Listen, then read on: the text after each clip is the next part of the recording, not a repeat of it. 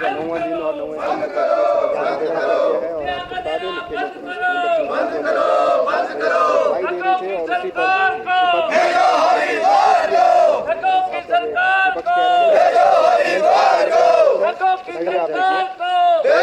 सरकार को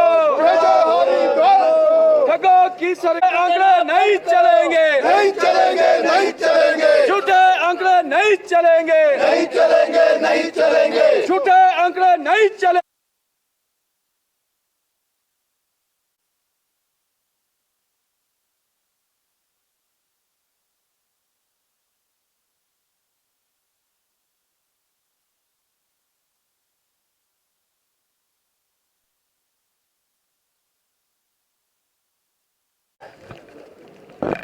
विधानसभा में जो बजट का जवाब आज माननीय मुख्यमंत्री जी देने की शुरुआत की, हम उम्मीद कर रहे थे कि कम से कम अब बजट प्रस्तुत हो गया, उस पर चर्चा हो गई, चर्चा के बाद जो सही तथ्य हैं, सही बातें हैं, उन तथ्यों को जवाब के रूप में मुख्यमंत्री जी सदन में देंगे। लेकिन मुझे इस बात को लेकर के अफसोस है कि यहाँ बोलना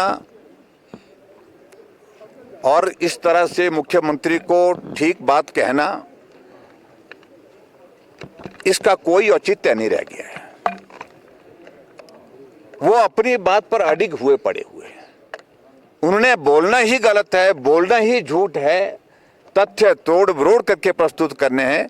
तो इसलिए हमने कहा कि हम थोड़ा करेक्शन करना चाहते हैं। जो आप आंकड़े यहाँ पर इस माननीय सदन में पूर्व सरकार के वक्त के लोन के दे रहे हैं, ये आंकड़े सही नहीं है।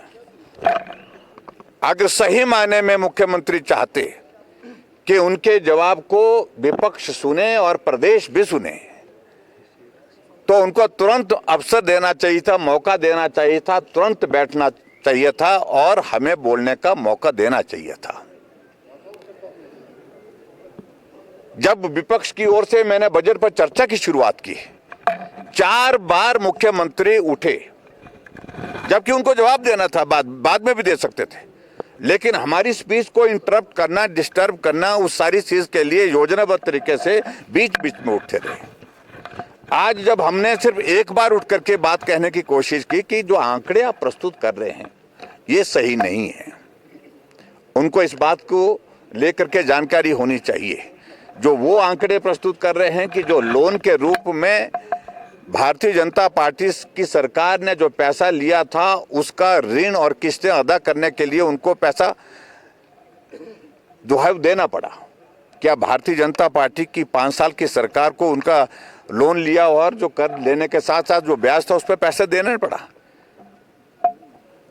38,500 करोड़ रुपए भारतीय जनता पार्टी की सरकार ने कांग्रेस की सरकार का जो ऋण लिए हुआ था उसकी किस्तें अदा करने, उसका ब्याज अदा करने पर खर्च किया है।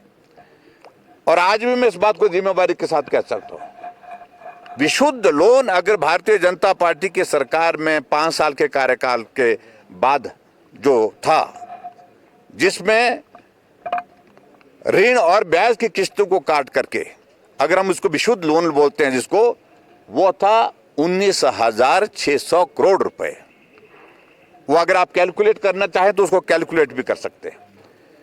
लेकिन यहां हिमाचल प्रदेश में अभी तक मुख्यमंत्री जी ने खुद स्वीकार किया कि कांग्रेस ने 2 साल के कार्यकाल पूरा होने के साथ में तीसरे साल का बजट प्रस्तुत करने तक लगभग 30,000 करोड़ रुपए ऋण ले लिया है।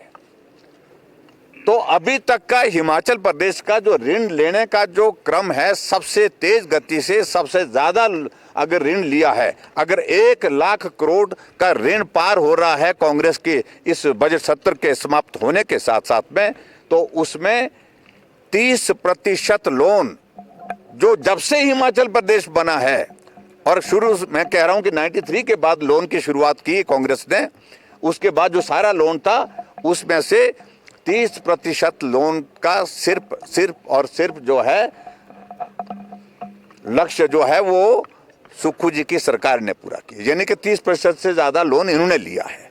आप अंदाजा लगा सकते हैं कुल मिलाकर के प्रदेश किस दिशा में जा रहा है। हम सब लोग भी चिंतित हैं, हम सब लोग भी इस बात को लेकर के हैरान हैं, परेशान हैं कि हिमाचल आर्थिक रूप से पूरी तरह से पटरी से उतर चुका है।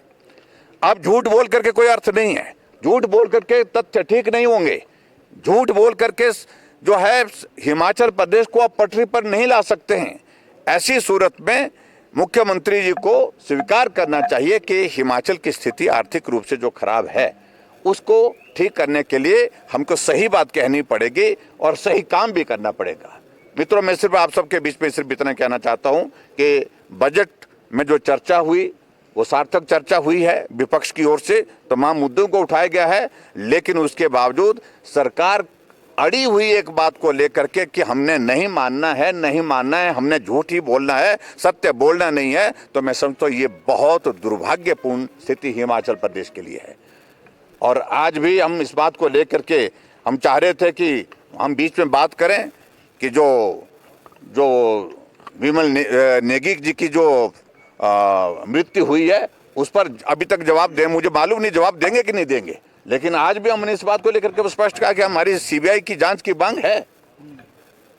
और एक अधिकारी सीआईडी के एसपी, नाम लेने की आवश्यकता नहीं है, सोशल मीडिया में अपने एक अधिकारी पुलिस विभाग में भी ऐसा है बोलते हैं। आप क्या संदेश दे रहे हैं? ये स्थिति दुर्भाग्यपूर्ण है हिमाचल प्रदेश के लिए। आज से पहले कभी ऐसी स्थिति नहीं बनी, न कानून व्यवस्था की दृष्टि से और न ही आर्थिक दृष्टि से और न ही विकास के जो पिछड़ा हुआ विकास जो आज के दौर में है, इसको ऐसी स्थिति में कभी भी नहीं ले गई कोई सरकार जो वर्तमान सरकार ने हालात पैदा किए। सर, सरकार के एक मंत्री ने